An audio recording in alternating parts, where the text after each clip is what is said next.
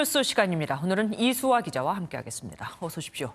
첫 번째 키워드는 뭡니까? 혈장 공여 6배. 이게 뭡니까? 네, 코로나 얘기 이어서 좀 더 해볼까 합니다. 그러면 이거 좋은 소식이죠? 네, 국내 혈장 치료제 개발을 위해선 완치자의 혈장이 꼭 필요하잖아요. 네. 지난주까지만 해도 12명에 불과했던 혈장 공여자 수가 그래도 최근 들어 많이 늘어났다는 소식입니다. 완치자 1,600여 명 중 75명이 혈장 공여를 약속했는데요. 6배 넘게 늘어난 셈이죠. 혈장이 많이 부족하다는 얘기를 듣고 참여해준 완치자들 덕분입니다. 75명분 이 정도면 충분한 겁니까? 네, 혈장 치료제는 GC 녹집자가 개발을 하고 있습니다. 네네. 오늘 방역당국 발표에 따르면은 혈장 치료제 임상 시험 진입을 위해서는 최소 혈장량이 130명분, 더 여유 있게 잡으면 200명분 정도가 필요합니다. 네. 지금 공여를 약속한 완치자들도 병원에 직접 와서 코로나 검사를 다시 한번 하고 공여가 가능한 상황인지 신체 검사를 한번 거쳐야 되기 때문에 75명분이 완벽히 확보됐다고 보기도 조금 어려운 상황이긴 합니다. 사실 절차를 잘 몰라서 네. 공여를 하고 싶은데 못하는 분도 계실 듯합니다. 공여를 하게 되면 정확히 어떤 단계를 어떻게 거치는 겁니까? 병원에 총 2번 다녀오셔야 되는데요. 첫 번째 방문에서는 이미 말한 것처럼 코로나19에서 완치된 것이 정말 맞는지 한 번 더 검사를 받고요. 중화항체가 생겼는지 다른 문제는 없는지 일종의 신체 검사를 거쳐야 합니다. 일주일 정도 뒤에 검사 결과 공여에 적합하다고 나오면 두 번째 방문에서 혈장 성분 헌혈을 하게 됩니다. 네. 병원에 2번이나 가야 되니까 번거롭긴 하겠지만 한편으로는 또 중화항체가 나한테 생겼나 확인해 볼 수 있는 기회도 되겠습니다. 그런데 문제가 있습니다. 이 공여 가능한 병원이 서울에는 없다고요? 네, 지적하신 대로 현재 혈장 공여가 가능한 병원이 총 4곳입니다. 네. 대구의 3곳, 그리고 경기도 안산 고대병원이 다른 한 곳입니다. 물론 대구 지역에 가장 많은 확진자, 완치자가 몰려있는 만큼 공여 병원이 편중돼 있는 이유는 납득이 가는데요. 네. 서울도 확진자 수가 이미 1,000명을 넘어섰고 격리 해제된 인원도 670여 명입니다.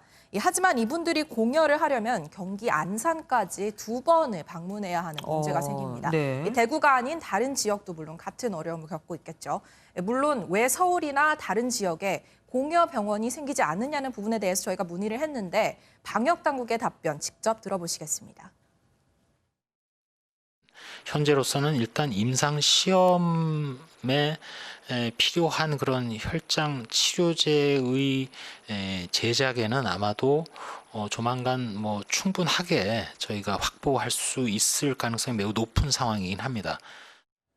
네, 조만간 혈장 공여 목표량이 다 이루어질 것으로 예상되기 때문에 서울까지 확대할 필요는 없다는 입장으로 해석됩니다. 하지만 이거는 임상시험용이잖아요. 어디까지나. 네. 실제로 이게 다 된다면 치료를 위해서는 더 필요한 거 아닙니까? 네, 이 혈장 치료제라는 것이 환자의 혈장 속 한체를 농축해서 투입하는 것이기 때문에 네. 이 공장식 생산이 불가능합니다. 이 초기 치료제를 만든다고 해도 결국 계속 치료제를 공급하려면 완치자들이 꾸준히 혈장을 제공해야 하는 네. 거죠. 이 당장 임상시험 목표량을 채우는 것만이 문제가 아니라 최대한 많이 확보하는 것이 중요합니다. 그럼 미래를 위해서 당연히 이 혈장을 더 확보를 해야 되잖아요. 그러려면 병원이 많이 있어야 되고. 네. 참 이해가 안 됩니다. 그러면 혈장 이 공여를 받기 위해서 병원이 따로 갖춰야 할 시설이 있어서 이렇게 안 하고 있는 건 아닌지 또 궁금하기도 합니다. 네, 저희도 알아봤는데요. 일단 피 속에서 혈소판이나 혈장만을 체열하는 이 성분 체열기라는 장비가 필요하다고 합니다. 네. 이걸 가진 의료기관만 참여가 가능하다고 하는데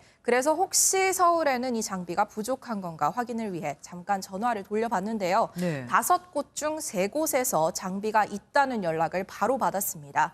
이 여건으로만 보자면 서울에서도 충분히 혈장 공여가 가능한 셈입니다. 치료제 개발이 시급한데 참 당국의 대처가 좀 많이 아쉽습니다. 네.